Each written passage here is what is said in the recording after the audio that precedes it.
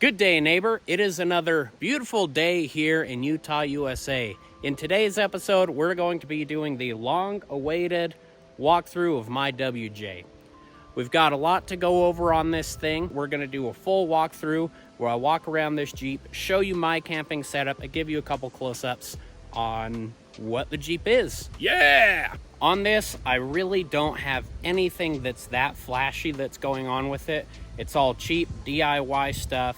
Everything's been thrifted or been cheap on Amazon. And I really want to show this vehicle to you guys to show you if you want to get into overlanding, not just car camping.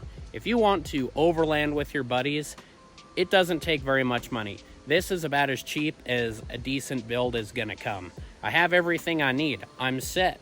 And it didn't cost me that much money. Now let's get into the actual walk around on this Jeep so you can see my overland setup.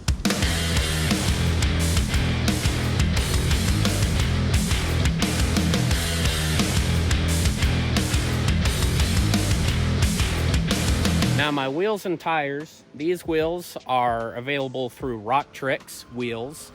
These are the Rock Tricks RT117, and then I just have some Falcon Wild Peak AT3s that are on here.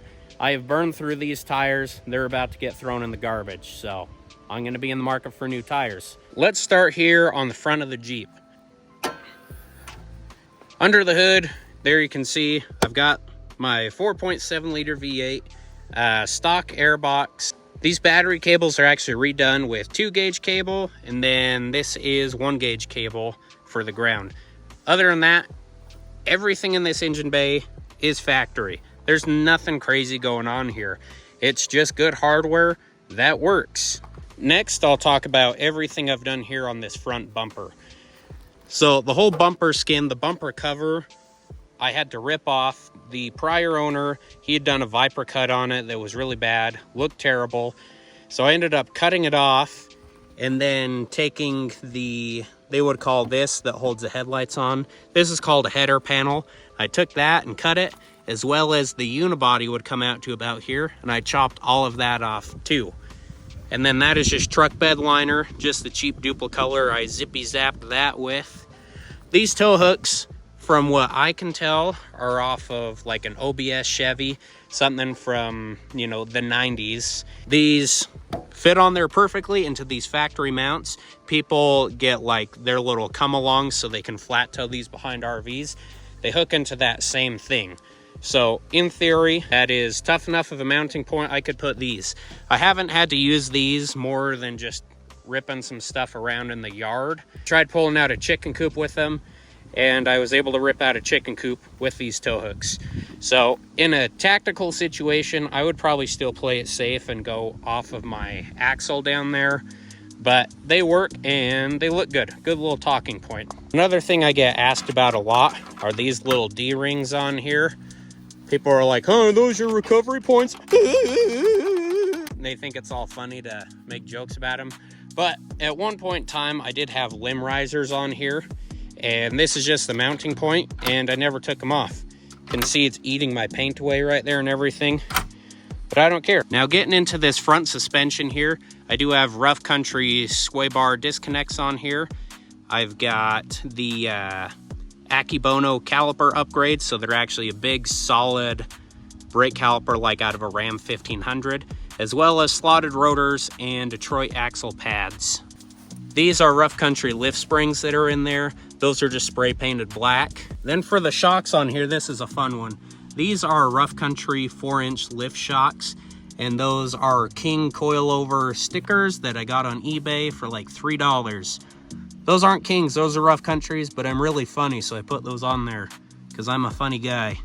The control arms, as you can see, they've been on there for a few years, and the undercarriage on this doesn't get washed enough, so they are rusty. They are not looking good, but I do plan on replacing those and going long arms eventually, so therefore it hasn't been a problem yet.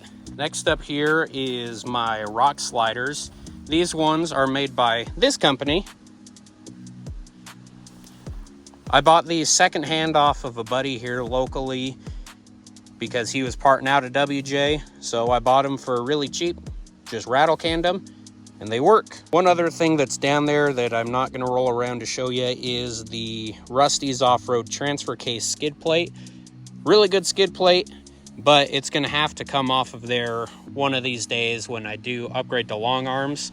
I'm probably going to need a different support system for it, so therefore I don't need it, but it works good for now. Coming to the rear here, this is squatted up a little bit.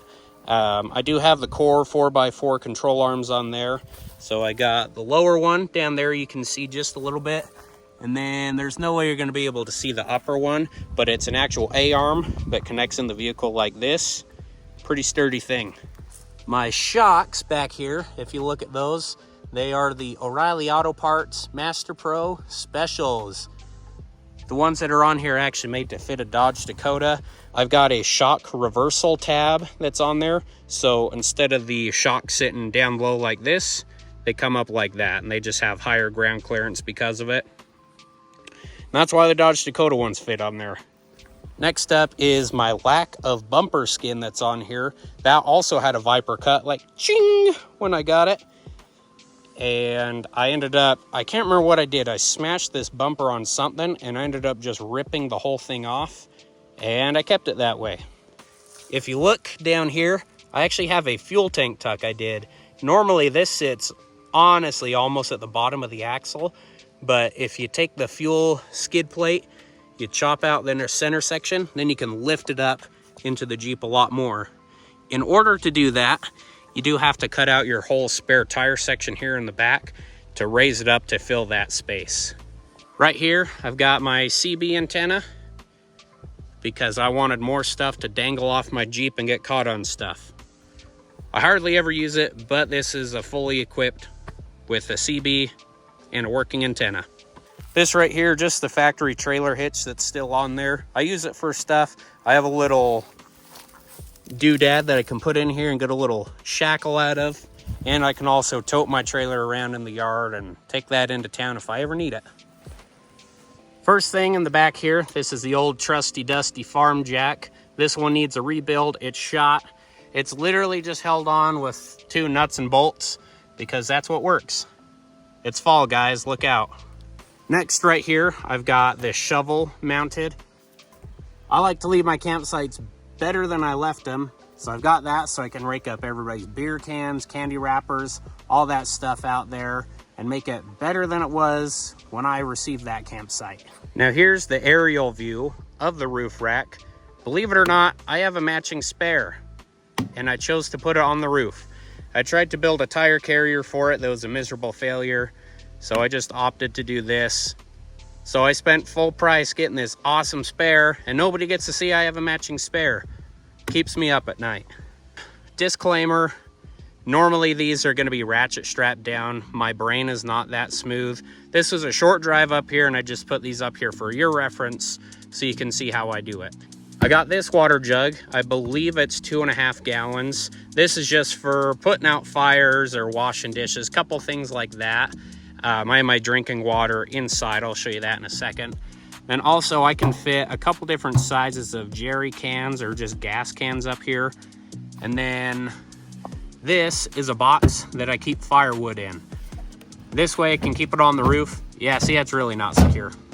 I need a ratchet strap for that. But I keep firewood in here. I can also keep garbage or whatever too, so that way it's out of the vehicle.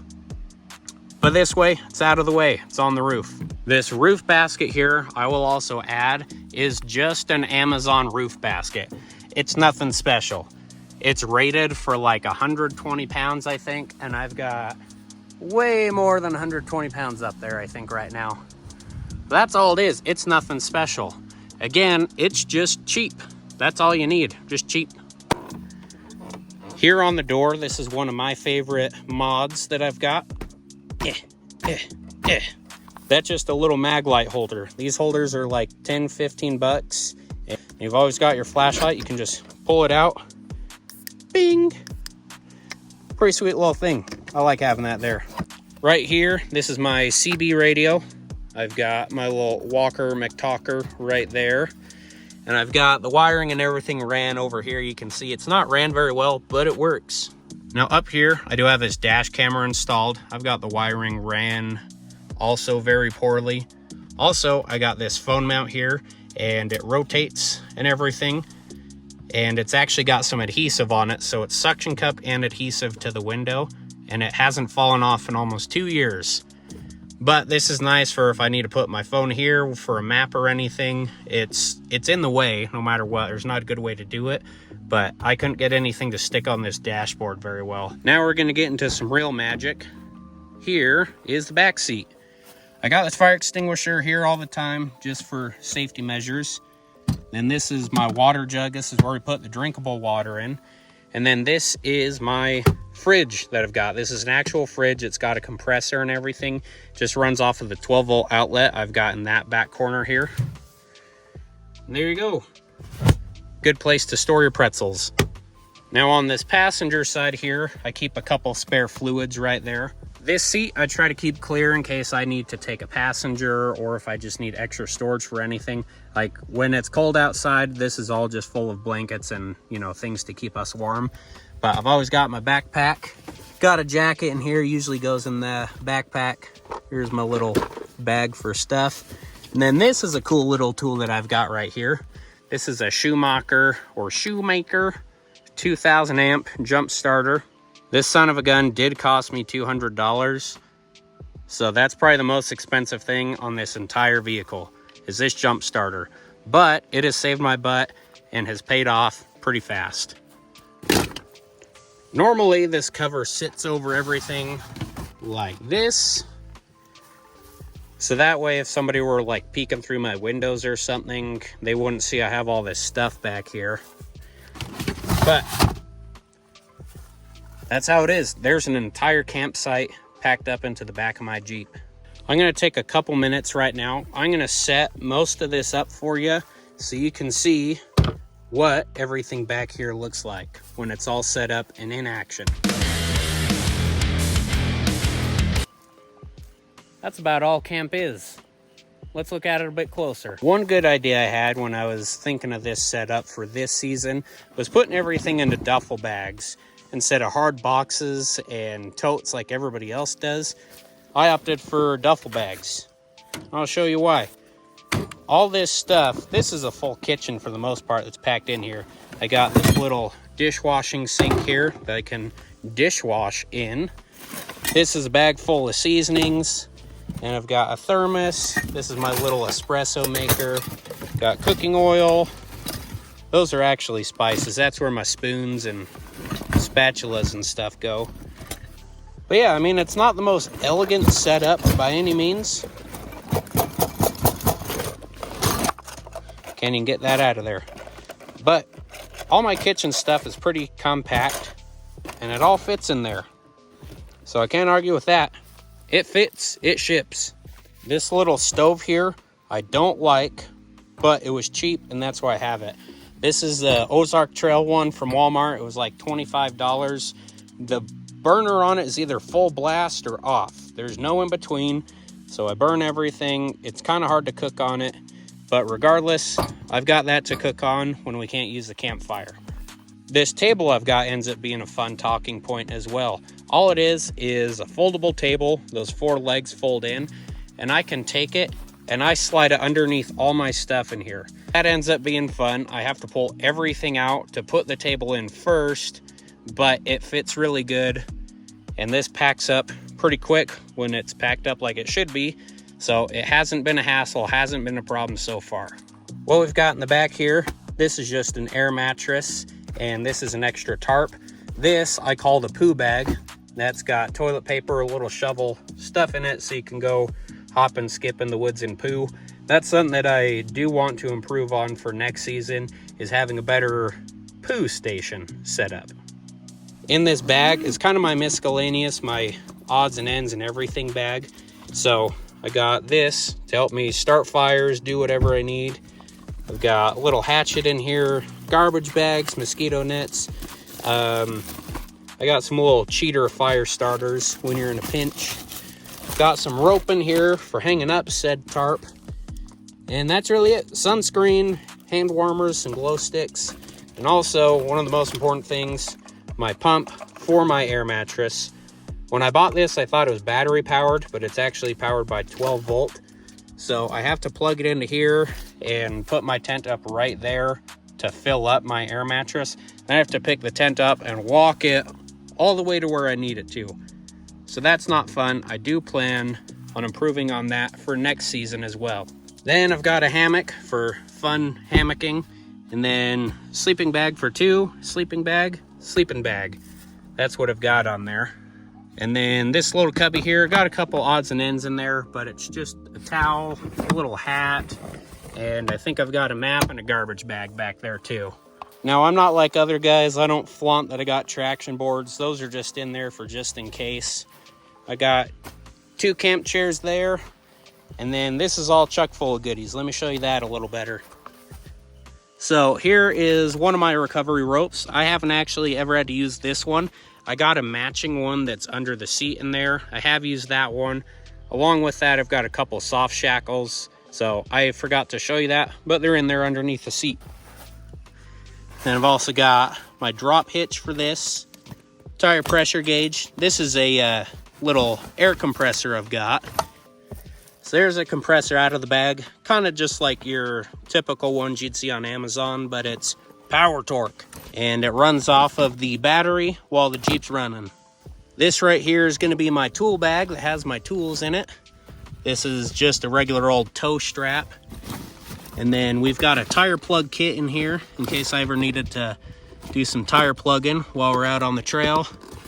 Also, this is just like a contractor bag so that I can use that to clean up garbage if I don't have a bag. That's kind of my emergency garbage bag. Then jumper cables, we got those. That is the contents of that box. That's got all my important stuff. Even when I don't have everything in here, I've always got that box here in the back. It's good stuff in it. So that is my consolidated little camping setup that I have for this. It's not elegant, it's not expensive, but it works. Can't argue with something that works. And when I do go out with my buddies, I'm able to keep up with all of them, and I can usually hold my own. I always forget something important. Usually it's like a spatula or a lighter, but other than that, I've got what I need to go out and do what I want to do. Another honorable mention for my gear, it's one of these guys. I like having this so I can pick up crap and get rid of it. Just makes the camp cleanup and everything a lot easier instead of bending over as much. But there you go, honorable mention, can't beat that.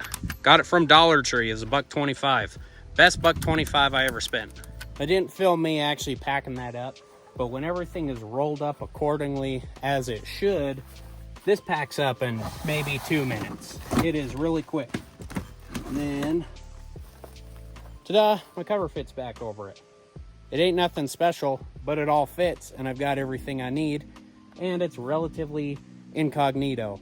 People aren't going to be able to just walk up to this and see, oh, he's got a Harker Outdoors cab. I bet he's got real nice stuff in there. Nah, it ain't that nice, but it works. There you have it. That is the full WJ. Not elegant, not expensive, but it works. I can't reiterate that enough. You're probably tired of hearing me say it, but this thing just works, and that's why I like it so much. Looking towards the future, I am going to be putting a bigger lift on here. We're going long arms, bigger tires. We'll get into doing axles and everything. Good builds don't happen overnight, so don't clown me for wanting to do anything out of order on this. It's my Jeep, I'm doing it my way, and I really like it.